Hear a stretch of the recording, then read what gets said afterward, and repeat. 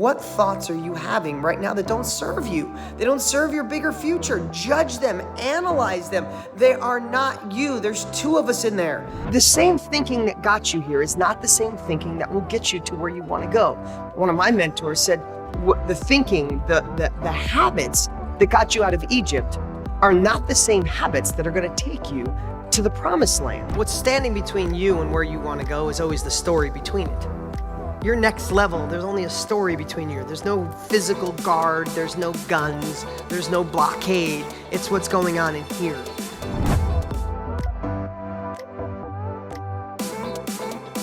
I have a message that I'm going to tell through a story with my daughter.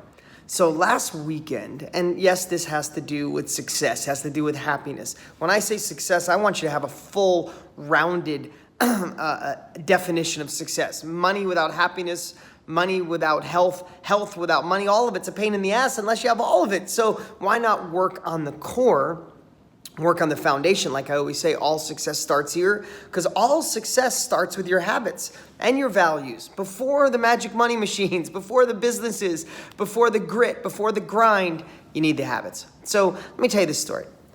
One of the greatest things ever taught, I believe, is what Earl Nightingale so simply put in The Strangest Secret, that we are nothing more than the sum total of our thoughts. Now we know that, we hear it, you've heard me share it, you've read about it, but how does it actually stick in your life? How does it work in your life? Are you aware that you are nothing more than the total of your thoughts? You will become the person that follows or obeys the thoughts that you have. If you have thoughts of scarcity, of thoughts of getting taken advantage of, get thoughts of being the victim, get thoughts of have thoughts of being an entrepreneur who can handle anything, an entrepreneur who could just go to the ends of the earth and do what it takes. I mean, everything starts with a thought. But let me just share this with you. My daughter and my son and I went to Utah last weekend fishing. Fishing was one of the things we did. We just wanted to hang out, get out of the heat, and it's still hot here in Arizona. So we wanted to get out. So we jump on a plane and we go to Park City, Utah, having an amazing time. We go fishing, we learn how to fly. I hire some coaches to help my kids to get better. Dear friends actually helping. We did outdoor sports, we went bowling, we did all this great stuff. Long story short, my daughter's 11. And whether you're a parent or not, I'm just telling you, I had no idea that girl drama starts at about 10. It's like the plane lifts off the ground at 10 and girl drama starts. Girls are getting in cliques. Girls are making fun of other girls. It's and I'm not saying that girls like boys are bad, but boys are kind of wanting off to play sports at this age and Fortnite. Anyway, the drama starts. So my daughter is very, like I was, she needs everybody to like her to feel good about herself. Now, I work on that all the time, telling her, she needs her own self-worth, but she's 11 and we're working on it. So long story short, we're coming back on this Sunday and she wants to come back to go to a yoga class with 3 of her friends that she's kind of on the edge with. They're kind of cliquey, great girls, amazing girls. But that's just the way it is. It doesn't make any kids better. My daughter's not any better than any of those other girls. But she wanted to really go, and it was important to her. And she said, Dad, I really want to go to this yoga class and then lunch after, and I can bond with these girls. It'll just make it so much easier in school because I really like them. And one of them she felt bad for because she's moving and she really likes her, all this stuff. So I cut the trip short. I said, okay, Bree, you want to go back for that? I understand. I was your age once. Now we changed the flight to get there with an hour's cushion. I cut things kind of close. But we had an hour and a half cushion. We get to the airport. The flight's delayed for an hour. We didn't fly private. We flight commercial. We just had fun. We went up there, but we were an hour late.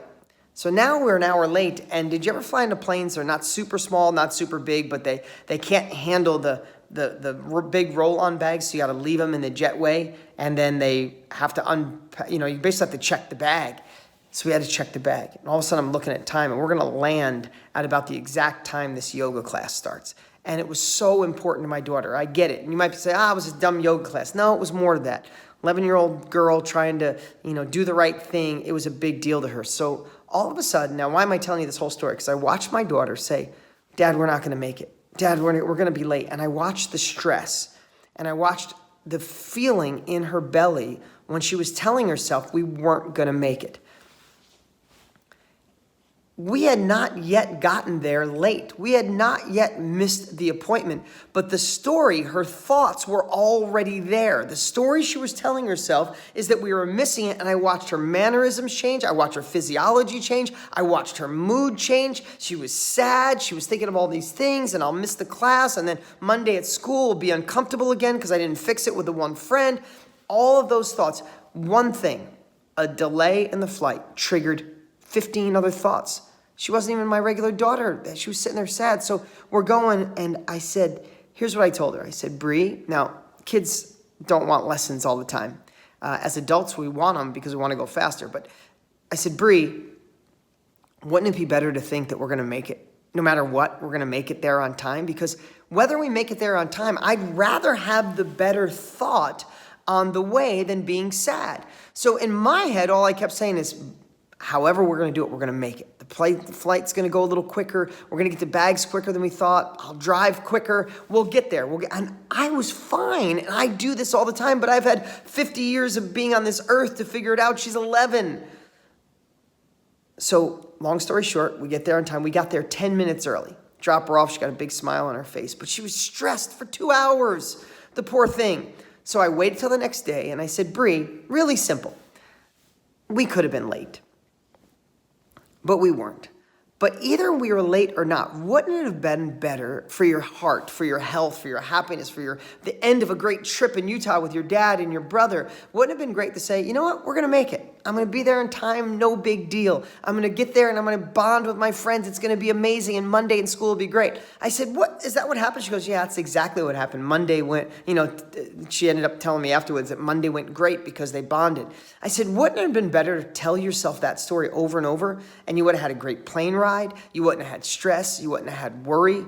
And she's like, wow, Dad, that's the first time I really understand what you say about being the witness of your thoughts or looking at your thoughts or judge your thoughts. So let me ask you, what thoughts could you change right now?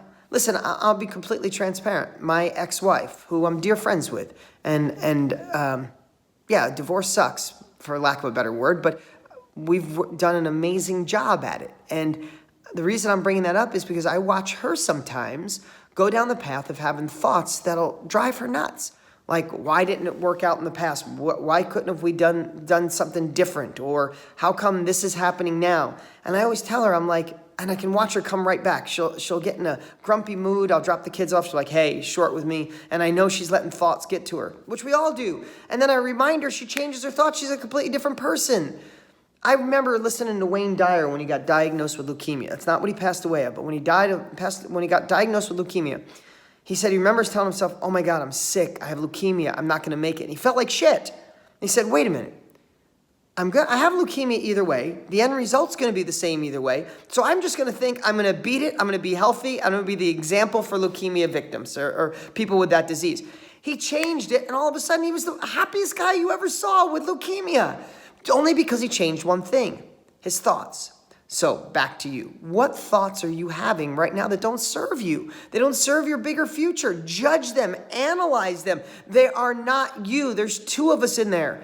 Remember, you have double conversations all the time. You're not schizo. We have two conversations. You know, you can be walking in a room while simultaneously you're saying, wow, why did they wear that? Or wow, this is a weird color painting that they put up on the wall. Like, you know, we have two thoughts always going on in our head. So with those two thoughts, divide one to analyze your thoughts and be like, why the hell would you think that? Why would you think we're going to be late, miss it, and my friends aren't going to like me, when you can think I'm going to be on time and my friends are going to love me? One makes you feel happy, one makes you feel like shit. One can say, I learned from a bad relationship and my next one's going to be amazing, or my past relationship, I screwed up, I suck, and I'm always going to be miserable. One makes you happy, one makes you sad. Wayne Dyer could have said, I have leukemia, this sucks, I'm going to be sick, I'm going to die. Or, I have leukemia, I'm going to beat it, and I'm going to still inspire the world. One makes you sad, one makes you happy. One makes you empowered, one takes away your power. Which one do you want? I'm asking you right now to think about this. What are the stinking thoughts that you're having in your head that are holding you back, causing you pain, making you suffer, and not allowing you to go to the next level? Analyze your thoughts this week more than ever before in your life.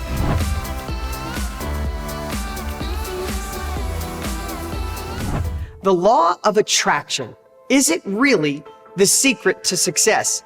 And does it really work? Listen, I know for a fact that in my 20s, when I was fixing cars during the day, I was painting cars, sucking fumes, had headaches every night. I literally drove a tow truck at night while simultaneously I was getting into real estate, and the only way I could do is get no money down deals, the worst deals in town. So I'd get done working on cars at 5 or 6, eat, and then go work on houses until, I don't know, sometimes 2 o'clock in the morning, tired, get up, do it again. Now, during those times, I was envisioning a bigger future. I was hoping to be a millionaire someday. I was hoping to retire my mom, who worked so hard to make, she worked like 3 jobs to make $90 a week. And I envisioned me having money. I envisioned the big house.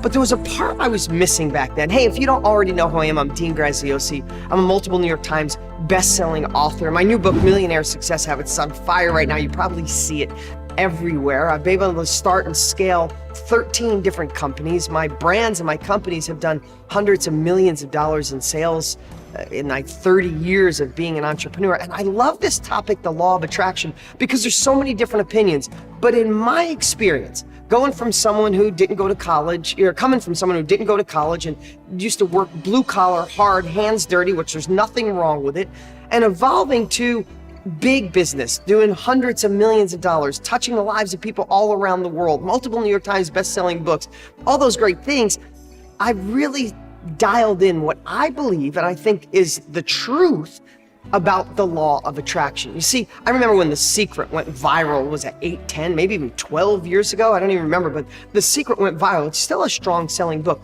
And to manifest, to create vision boards, to envision and picture and meditate on your bigger future is an absolute must. I teach it in my book. It's a habit you must have. You must create a compelling future for yourself.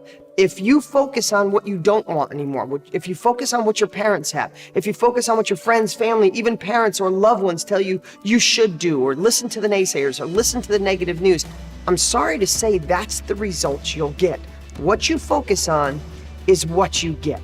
But what happened with The Secret, it stopped there.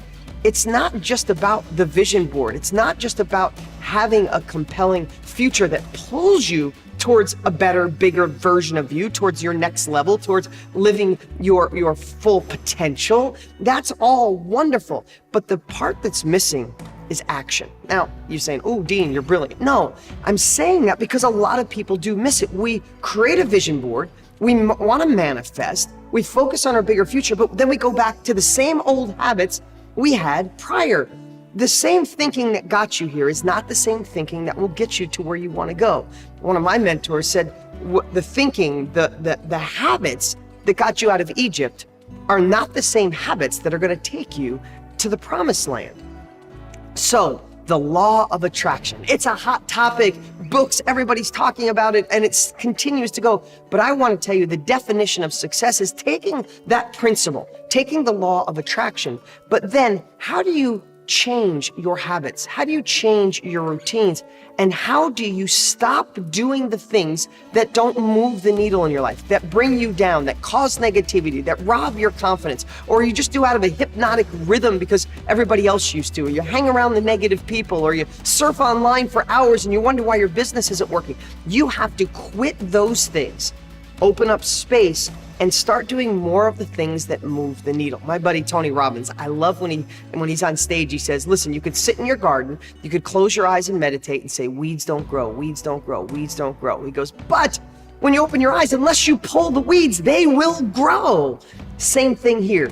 Manifest it, vision board, have a compelling future, but get out there and take action. And a lot of times, it's as simple as throwing away the things that don't move the needle in your life. Stop doing the shit that doesn't serve you, doesn't serve God, doesn't serve making more money. And then even one step higher, stop doing the things other people taught you are the definition of success. Stop spending months wondering what your website should look like or what color your logo should be, and start spending time on marketing and sales and understanding your avatar. Stop listening to the naysayers in your life and dig in following those who have already forged the path in front of you. Listen, There are over 1,700 new millionaires a day being created in America. Think of that number. I get so many people say to me, oh, the old days, Dean, it was easier for you to become a millionaire back in the day. No, this is the time. Social media, the internet, the world becoming smaller has literally opened up the opportunity for so many people to have the chance to be wealthy, to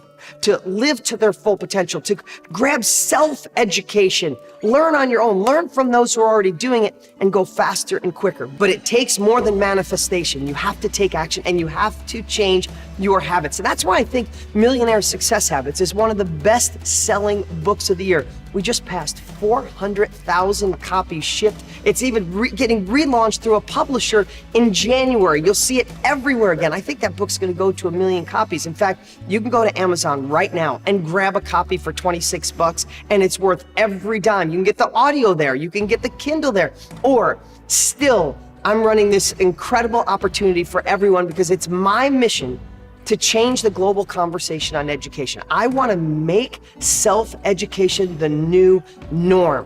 When I was a kid and I didn't go to college, my guidance counselor said I should get a job in a factory. I didn't realize there was this third way, self-education, learning from real players, and then going and implement and changing my life. And that's my mission. That's why we've given and shipped over 400,000 copies. And you could still get a copy by clicking the link on this page. And you can grab a hardcover copy for free. Yes, I ask you to cover the shipping and handling, but I've included some crazy, insane bonuses. And all you gotta do is click the link on this page, go watch a quick video, give you all the details, all the bonuses, and you'll see cover shipping and handling. I will ship you the book. Listen, this is a time wealth is made. This is a time you can tap into your full potential, but just sitting and meditating about more money, the bigger house, more freedom, more control won't do it. You must change your habits, and I'm going to show you an easy way to do it. That's why that book is truly on fire. And then I'm going to show you how to implement and even teach you how to market and persuade in a way you never imagined. Click the link on this page. Get Millionaire Success Habits in your hands for free if you'll just cover the shipping and handling. Click the link before this opportunity's gone.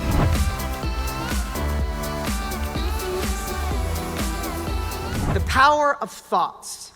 We all know this. We all have read Eckhart Tolle, The Power of Now, The Untethered Soul. All of it sounds so amazing, but tell me that's not hard.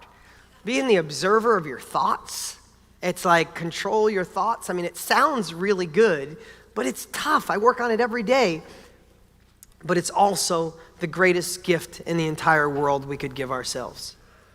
What's standing between you and your next level? Yes, last night the lady asked, I forget her name, I'm sorry. What question should you ask? What's standing between you and where you want to go is always the story between it. Your next level, there's only a story between you. There's no physical guard, there's no guns, there's no blockade. It's what's going on in here. And when you can understand that your thoughts can make you have a great day or a bad day, when you understand that your thoughts are things, and they're not true. In most cases, your thoughts lie to you. I literally had this conversation with my dad about a month ago. I said, have your thoughts ever lied to you? He's like, I don't think so. I said, no. I said, ever in your life think someone you were dating didn't like you anymore, or they were actually talking to someone else, and it wasn't true? He's like, oh yeah, I remember this story. Did you ever think a friend cheated you or ignored you or didn't call you to go to the movies, and you got upset and got worked up, and then it wasn't true? Yeah, and I named like 10 things. He's like, yeah, your thoughts lie to you. I said, of course they do, over and over again, but you could step back and check that thought and just make it a habit. I am not perfect at this, but I obsess on it every day. When I'm in a good mood, I want to observe what I'm thinking so I can have more of that. When I'm worried, stressed, or a little anxious, I want to know what those thoughts are. What makes me anxious? When I feel like I have everything I ever wanted, why am I anxious today? And I'll look and go, holy crap, that thought's been hanging around since I was 14. That one's got to go. So I want to give you a little story. It's the greatest gift that you could give your family, yourself, and your company. For the next week, obsess on everything that you do after the fact and observe what your thinking was to actually make it happen. And I want to simplify it. Again, I always want to tell you, I'd love to give you all these things and say, you can go do them all and life's perfect. I understand you're busy, you got life, you got a million different influences. So I want to give you the things that you could just plop in and not make a big deal out of it. Just observe your thinking. Good mood, just step back. Say, why am I in a good mood? Bad mood? Step back and just look at the thought. I want to give you an example because I've been obsessed on this mostly the last 18 months. kind of obsessed for 5 years, obsessively 18 months, last 6 months, ridiculously obsessed. So I'm at breakfast with my kids, and my son has this crazy memory. So he's got these crayons, a box of like 40 crayons, and they're not like red, blue, and pink. They're like lime green, tequila gold. Like they're all these exotic names, right? And he's loving these crayons, and he pulls one out, and he goes, Dad, look at this color. I'm like, oh, that's cool. Is that green? He goes, no, it's lime, exotic, tequila gold. I don't know. I'm making that shit up. But so he remembers it, and I'm like, wow, you remembered that one. And he pulls out another one. I'm like, what's that one? And I grab the box from him. And I go through this. This little guy remembered all 40 names. I couldn't remember all 40 if I studied for 6 months.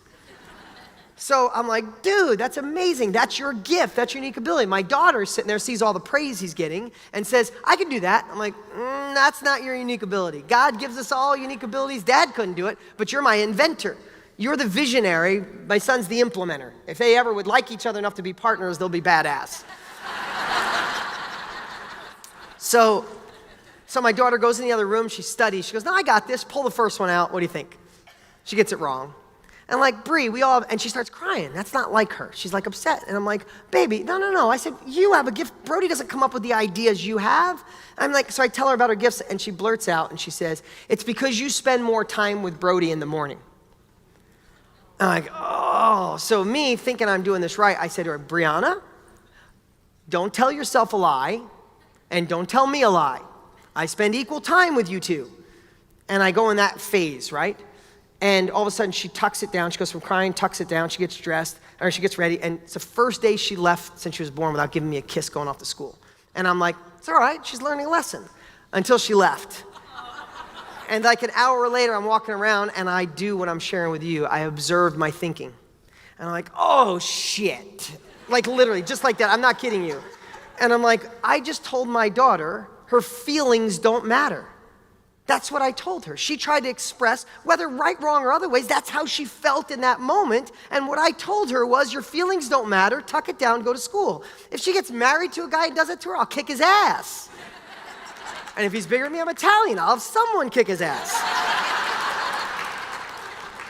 And all of a sudden I'm feeling this and I'm like, oh my God, I literally got in my car, I blew a couple red lights, I drove 90 miles an hour, I got to her school, because the best way to fix stuff is just fix it, right? Not think about it, because I observed this thought. Again, I'm just giving you this lesson of what it does for you, because you can observe these things like a third party. So I get to the school, and there's 2 people waiting in the line at the principal's office, so you're supposed to get the little tag and put the name thing on and sign in. I'm like, the hell with it. I jumped the fence, and I ran across the field where they all play, right? The playground. And I'm like, imagine if teacher sees me, there's gonna be 911, air raid. Like there's a security guard at the school who's gonna tackle me. I could care less. I literally jumped a 6-foot fence. I knock on her door, she comes out, I'm like, baby, Dad made a bad parenting decision. Your feelings matter to me. I got on my knees, I'm like, baby, your feelings matter. Whether you believe that or not, thank you. I said, whether you believe it, whether I believed you or not, whether it was true or not, it doesn't matter. That's the way you felt in the moment, and I should have acknowledged your feelings. Dad was wrong. And we talked, we hugged, we kissed. I literally left sobbing like I was like, bye, baby. Like literally sobbing. And then I was in a great mood. I had the radio cranking, I felt amazing. But it never would have happened if I wasn't the observer of my thoughts. And I'm not great at it, I'm not perfect at it, but make it a part of your life and watch how your life changes. Wherever it is you wanna go, when you have that vision, remember what's standing in your way is nothing more than a thought. And I tell people all the time, I'll say to my daughter, she's like, but I don't think it. She'll give me the story. I'm like, can you go grab me that story in the other room? Can you go grab me that thought? No, you can't grab it, it's only in here, Bree. Or Brody, it's only in here. So let's just change that thought and all of a sudden there's nothing in your way. Because it's not physical. It's in here. What's up? Hey, before you go, you need to watch these next few videos. They're absolute game changers. Hurry up and click right over here and watch them, and I'll see you there.